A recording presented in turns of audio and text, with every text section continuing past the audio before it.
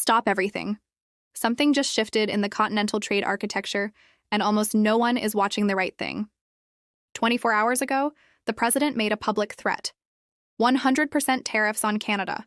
Full reciprocal shutdown. But here's the part no one is talking about. That threat wasn't the move. It was the announcement of the move. The actual mechanism has been running quietly in the background for months, and it's about to enter a new phase.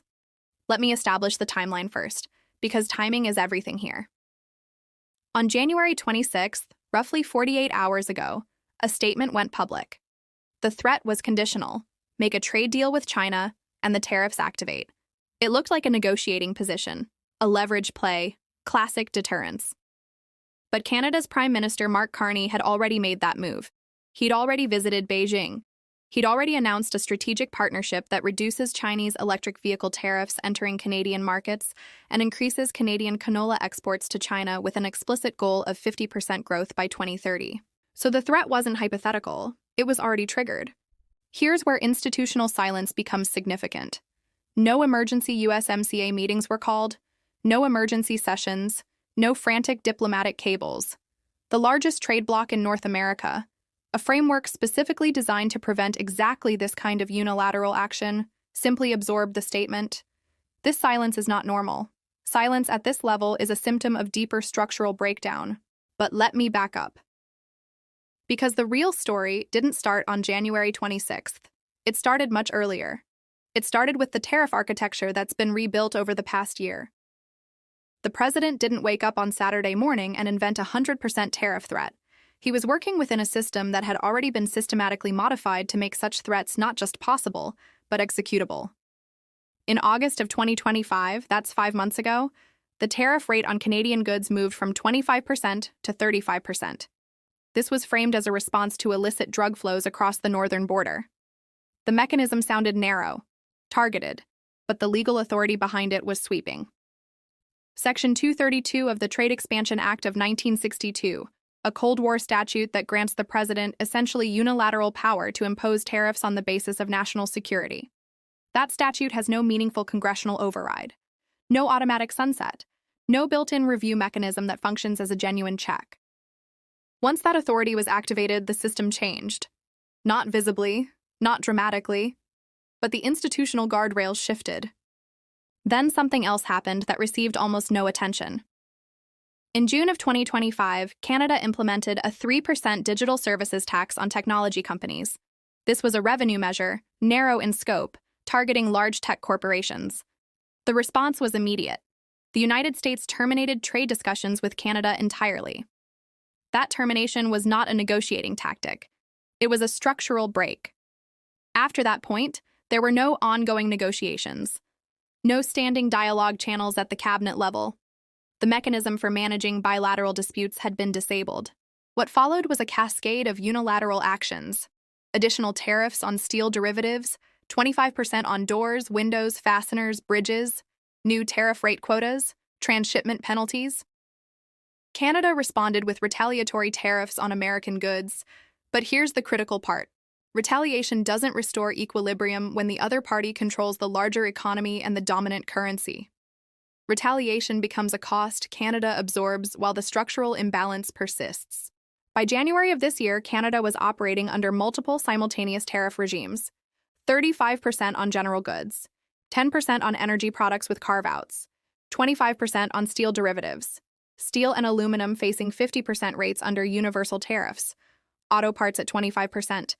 The system was no longer a tariff policy. It had become a tariff archipelago, separate regimes for separate categories, each with different logic, different exemptions, different enforcement mechanisms.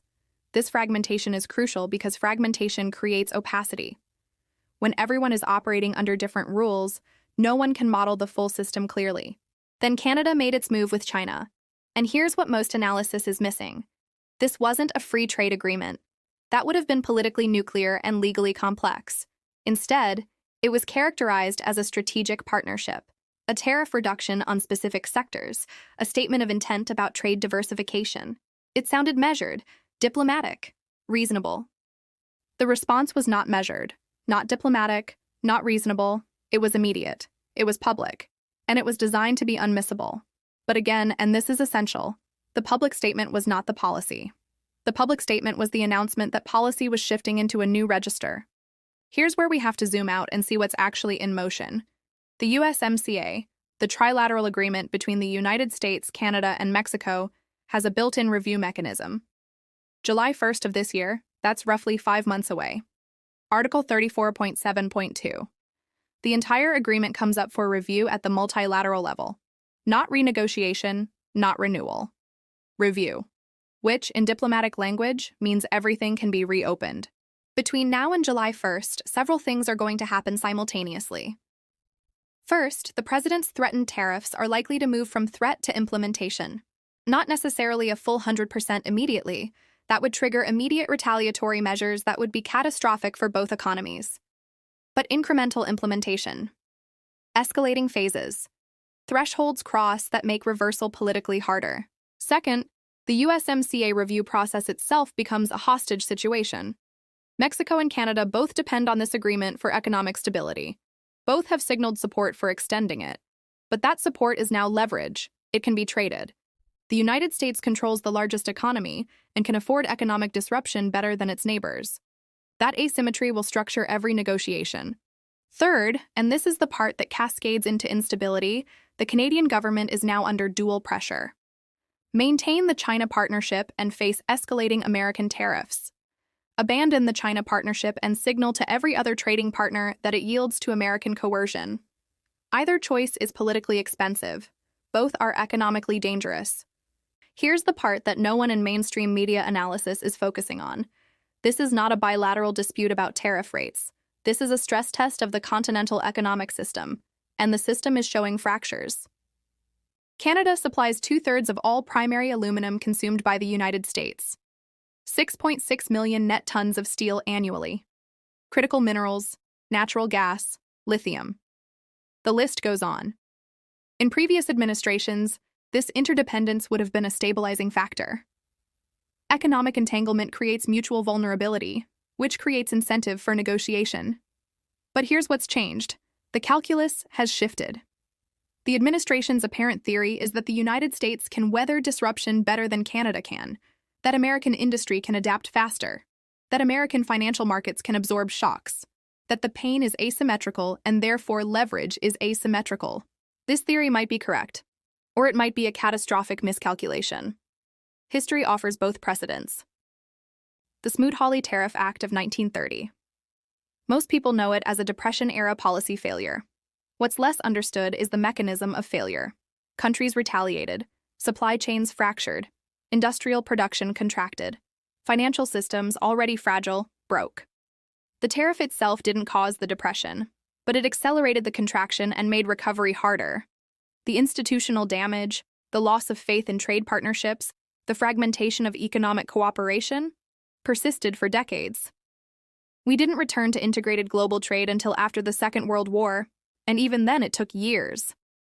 Now, we're not in a depression. The financial system is more robust than it was in 1930. The United States is not dependent on the same kinds of exports it was then, but the pattern is recognizable: a tariff shock, retaliation, escalation. And then, at some point, a moment where the costs become so visible that policy has to shift, but by then the structural damage is already done. Here's the timeline that matters right now. We are in the window between announcement and implementation. The threat was made on January 26th. We are now in late January. Implementation can happen on a presidential order. Days, not weeks. The question is not whether it will happen. The question is when and at what scale. The USMCA review process will begin formally sometime before July 1st. That's the deadline. Between now and then, every negotiation over tariffs, over trade policy, over continental economic integration will be conducted under conditions of maximum uncertainty. Because the threat is real, the capability is real, and the willingness to follow through has been demonstrated. Here's what cascades from that.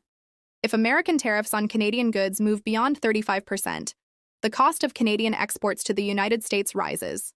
Canadian industries dependent on American markets, automotive, agriculture, forestry, energy, face margin compression. Immediate employment effects are likely. Within 6 months, if tariffs remain elevated, we'd expect plant closures. reallocation of production, capital flight.